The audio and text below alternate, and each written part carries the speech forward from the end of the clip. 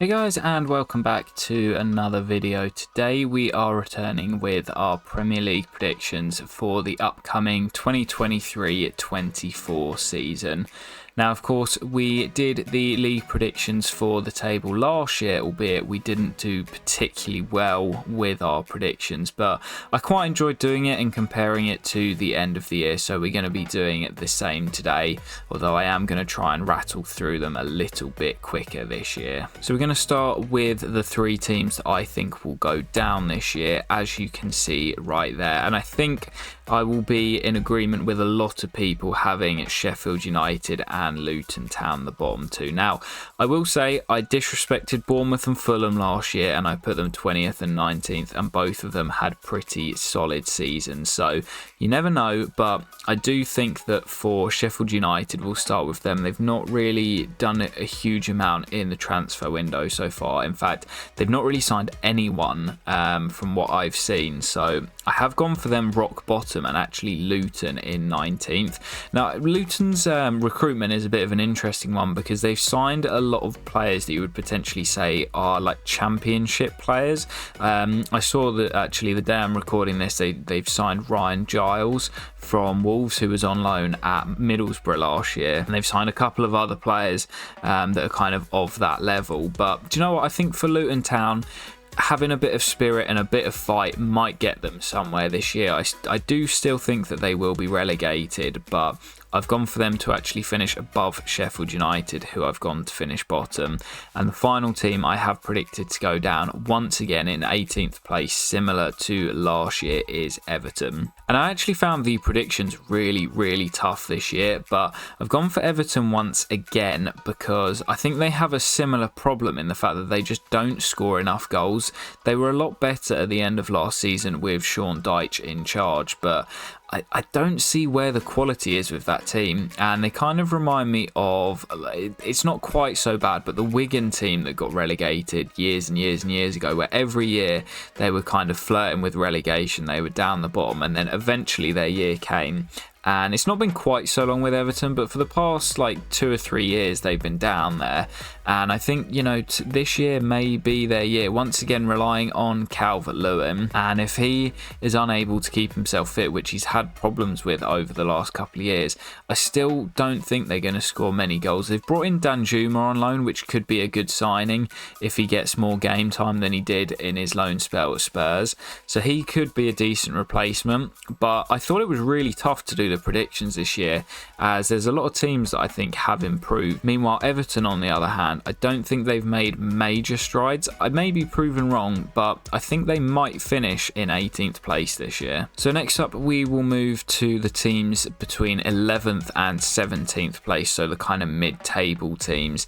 And you can see them here. It's really difficult to predict them in the exact position because there's normally just a few points between each of these teams, and I'd say a lot of the teams in this sort of bracket are quite similarly matched, so it's really difficult to, like I say, put them in a specific position. Now, I'll touch on all of them quite quickly. I've gone for Bournemouth in 17th place. Now, they had a really good run towards the end of last year, and everyone just basically wrote them off from game one last season, thinking they would go down. They did end up finishing in 15th, which was a really good finish for them. They've obviously had a change of manager this year, and they've made a couple of decent signings over the summer, but I do still think they could potentially struggle. That's why I've put them in 17th, but to be honest, it was really tough to decide who to put just above the relegation zone. Next up, in 16th place, I've gone for Nottingham Forest, which is exactly where they finished last year. Now, I have gone for them to finish in that same position again, and the reason I think they will survive this year is they just have a lot of goals compared to a lot of the teams down there. One of the big problems with the teams that are fighting relegation is scoring goals, and for me, Forest, with their forward players, Gibbs White, Brennan Johnson, I really rate Taiwo Awoniyi, who's been a feature in our Glory Hunter career mode, where we're currently with RC Lons. Big fan of Taiwo, and they've added Anthony Elanga to that list. I also think they've gotten rid of quite a lot of the players who maybe didn't feature as much last year. You know, they signed so many players last summer A few of those have been released and shifted on, and I think actually having that smaller squad will help them because, you know, they're only playing domestic football. They've got no European games. They had so many players last year.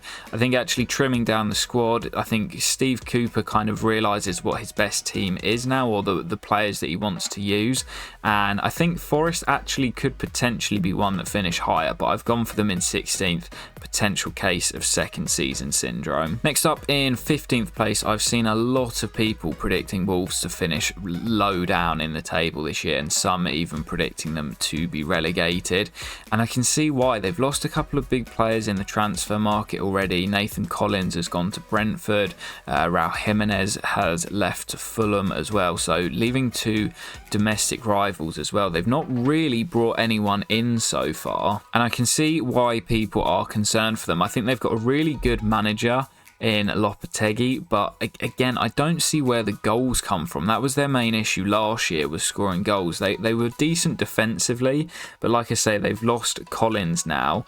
So for me, I think Wolves will probably just survive, but I don't think they're going to be anything special this year. Then next up in 14th, I've gone for West Ham. Now, I was thinking before the end of last season that I thought West Ham would be back to kind of challenging in the top half of the league this year.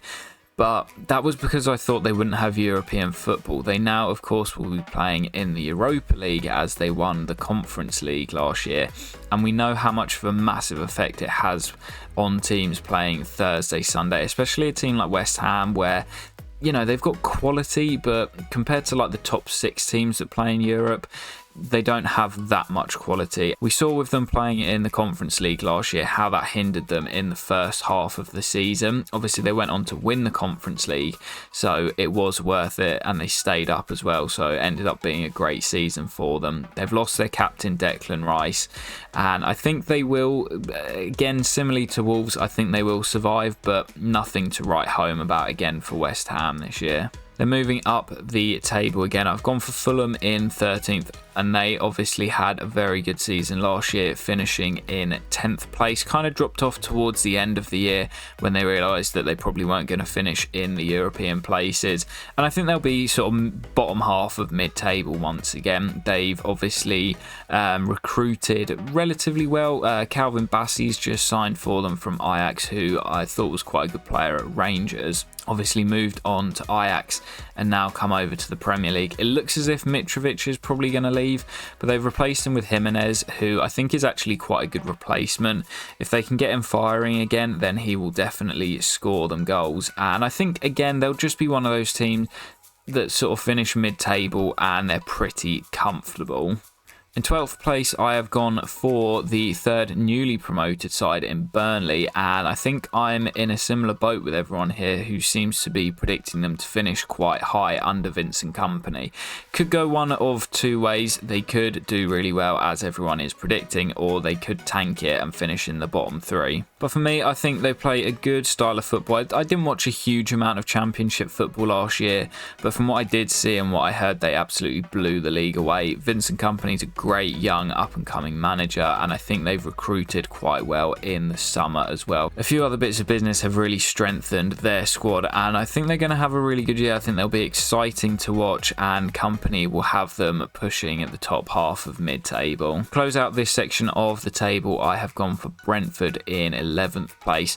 Really good season for them last year, finishing just outside the European places in 9th. Of course, no more Ivan Toney until January, which I think will have a massive effect on how they play. I've seen a little bit of them in pre-season, and they do seem to be struggling without him. I've seen a lot of people saying they will finish kind of bottom half of mid-table, but I still think they're a good enough team to be finishing in 11th place. I don't think they'll be relegation threatened. And then moving into the top half of the table, in 10th place, Crystal Palace. I've seen a lot of people writing Palace off this year. Of course, they've lost Zaha, who is kind of their main talisman and has been over the last couple of years in the Premier League. Also reports that Michael Olise could be heading to either Manchester City or Chelsea. as he reportedly has a £35 million release clause. So I have to say, if they do lose Zaha and Elise, they could be in trouble. But I think under Roy Hodgson, they were actually really good last year, played some really good football at the end of the season and finished the campaign really, really well. So I've gone for them in 10th. I think they're going to have a good year this year. I was actually having a joke with a mate the other day that they always finish in either 11th or 12th. So I've actually gone for them to finish one better and make it into the top 10 this season. And then the two teams above them, Brighton and Aston Villa, again, both had brilliant seasons last year, qualifying for European football, which could potentially take a toll on their squads. But I think both of them have recruited pretty well over the summer. Obviously, Brighton have lost McAllister, but we know what Brighton's recruitment is like. They always hit the nail on the head with their signings, and they're still a very good team. Again, seen them a bit in pre-season, and they just play brilliant football. They're such a good side to watch under De Zerbi. So I've gone for them in 9th. I don't think they'll be quite as good as they were last year now that they have got European football, which of course, as I've said, will take a toll. Similarly to Aston Villa, I think they've recruited really well. They brought in Pau Torres at centre-back, and Diego Carlos is also going to be back. So that means they have real depth at centre-back. And of course, probably the marquee signing of the summer, Moussa Diaby from Bayer Leverkusen. Great signing that. Unai Emery doing a great job at Aston Villa. Finished 7th last year. I've gone for one place lower this year in 7th, as I do think that playing European football for the likes of Aston Villa, Brighton, West Ham, I think it's going to pay a massive toll on their squads, and obviously that can hamper how a team does in the Premier League. But I actually think this year there's quite a big gulf between, you've kind of got the top 7, I would say now, with Newcastle in there, and then you've got kind of Villa and Brighton outside of that, and then everyone else below them. I'd say there's actually quite a big gap. But I've gone for Villa in 8th. Obviously it didn't start the season well under Gerrard last year, but since Emery came in, they were absolutely fantastic. So then moving on to the European places, you can see there I have gone for Spurs in 7th place. I think with Spurs, it's a bit of a weird one because there's still a lot of uncertainty surrounding Harry Kane, and if he does leave, that is going to have massive effects on the whole club. And there's always a lot of turmoil off the pitch with Spurs. I think that will continue even with the new manager in charge, Postecoglou, who I do think will do a decent job, but I think if Kane leaves, to fill that gap with anyone is just going to be impossible. He's such an important player for them. They're club captain as well. I just think they're lower than the rest of the teams in that kind of top 7. And bunching in with the new kind of top 7, never mind the top 6 now, I've gone for Newcastle to finish in 6th place. Now, I said last year that I thought they would be in 8th, and obviously they smashed it and ended up finishing in the top 4. But again, like a lot of these teams, playing European football and being with Europe's elite in the Champions League, again, I think is going to pay a massive toll. They've done well bringing in some squad depth, but I wouldn't say they've improved massively from last year. Tonali's a great signing in midfield, but they have got good depth in most positions. But I think playing midweek is going to have a big effect on a lot of their players who haven't played Champions League for a while. And then possibly a surprise, but I've done it again, Arsenal fans. I know you can hate on me all you want. I've put you in 5th once again.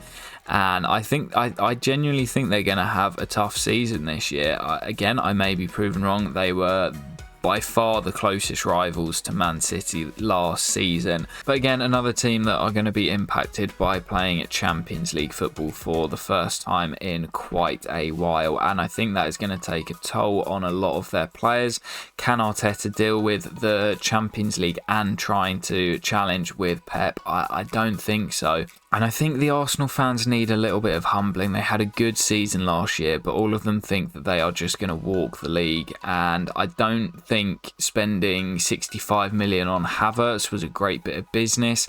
Declan Rice, again, you know, we've seen a lot of times these players moving for big fees and not doing particularly well. I don't see it happening with Rice because I've seen a lot of him and he is absolute class, but I mean, you just never know the pressure of that price tag. Is that going to pay a major effect on Rice? You know, he's kind of moved out of his comfort zone being at West Ham. It is obviously a step up, but I think Arsenal might struggle this year, and I have gone for them to finish outside the top 4, as I think the other 4 teams are going to be stronger this year. Now we will start off in 4th place, where I've gone for my boys Chelsea, and again, this may be a little bit biased. I did it last year. I predicted them to finish in 3rd place, and we know how the season went, but I don't think anybody would have been expecting last year from a Chelsea perspective. There seems to be a much better vibe around the club with Pochettino in, and although I do think there are still a few issues in the squad, specifically in midfield and in goal, I think not playing any Champions League is going to massively help the squad. They've massively thinned the team out as well, so they're not going to have so many players, which has been a problem for so many years at Chelsea. Then we've got a lot of dynamic attacking players. We've been scoring goals in pre-season. Nicholas Jackson looks like a great bit of business for just £32 million. And I think that Poch could get this team firing. You know, I don't think we're going to be challenging for the league anytime soon, but we need a bit of stability. I think Poch will bring that. And for me, the deciding factor in this decision was the fact that Arsenal will be playing Champions League, whereas Chelsea will not. They can focus on solely the league. And moving up into 3rd, I have gone for Manchester United. I massively underpredicted last year. I put them in 6th place, and of course they did finish in a Champions League spot. It's an interesting one because they of course will be playing Champions League, and I've gone for them to finish quite high up in 3rd place. I think that with Ten Hag, he is definitely building something at United. You know, they struggled at the beginning of the season, but now Ten Hag's been there for a whole year. I think if they hit the ground running, they could definitely push on to potentially challenge for the title, though I think they will be a little way off. I always think it's difficult to predict the top 4 because there's so many teams vying for the Champions League places. The teams know what it brings revenue wise, being able to play at the top, the pool to bring in top players in the next summer transfer window. And I think that Ten Hag actually came out and said that players want to join the club now. I think they're potentially going to sign Rasmus Højlund, which could be a great bit of business if they bring him in. I'm a big fan of him from what I've seen over in Italy with Atalanta. And that just gives them even more depth. I think that is one thing that they have over a lot of the other sides, is a bit of depth. And I think Ten Hag has a way of playing, and the players that he wants to be there are really buying into that. And just the last couple of teams then, in 2nd place, I have gone for Liverpool. I think they will be back with a vengeance this year. And looking at their squad on paper, they should definitely be up there. They've got a brilliant team. Again, lots and lots of depth, especially in the attacking areas. I think it'll be interesting to see how Klopp uses Alexander-Arnold, as we saw him for a couple of games in an England shirt playing in midfield. Will Klopp use him as kind of a right back that tucks in like we've seen John Stones do at Manchester City? I think it's going to be really interesting to see how Liverpool play next year. Their midfield has massively improved with Szoboszlai and McAllister coming in already.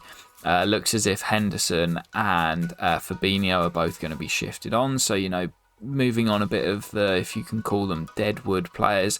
And they're also looking at odds on to sign Romeo Lavia from Southampton. The likes of Gakpo and Darwin Núñez have had a bit of time to settle. Luis Diaz will be back. And of course, Mo Salah as well. Always a threat in the Premier League. Of course, the only real downside for Liverpool is they have got Europa League football next year. So they're going to be playing a lot of Thursday, Sunday games, which, as I mentioned, with a lot of the other teams, it could have a hindrance of them. I think with them, the squad depth that they have will really help. And we saw a couple of years ago when it was always Manchester City and Liverpool at the top that they can compete with City. Whether they can dethrone them, I'm not so sure. And as you can see, I have gone for City to win the league again. It's too difficult to look past them. They're the best team in the league, arguably the best team in the world. I mean, they won the Champions League last year, so right now they are currently the best team in Europe. And they have lost a couple of big players. Gundogan's gone. Mahrez has just completed a move to Saudi Arabia. But I think Kovacic signing from Chelsea is a great bit of business. He's kind of the replacement for Gundogan. And I think under Pep, Kovacic is going to absolutely cook. I'm not going to lie. I think he's going to be class. Their defence is solid. If they bring in Gvardiol as well, it's just going to increase their quality at the back even better. I think they'll definitely want to keep hold of Kyle Walker, who's been linked to Bayern Munich this summer. I think if he goes, that will be a big loss, but even if they lose one or two more, it's just so difficult to look past City with the players that they have. So I've gone for them to retain that title once again. And that is mainly just because you can't look past them. I don't see anybody else being able to win it. But saying that, no one really thought Arsenal would have the year they did last year, and they did push them all the way. So Pep will need to make sure his players are motivated. Obviously, they won the treble last year, so got to try and keep the motivation up for the new season. But guys, that will do it for our Premier League predictions. We will most likely come back to this at the end of the season, which seems like a long way away at this current moment as I'm recording. Let me know what you would have changed to the predictions in the comments. We will be back tomorrow with our game week 1 predictions for the first fixture of the Premier League. So that series will be returning on a Friday night, as we did for the entirety of last season. So guys, I hope to catch you for that tomorrow night, and peace.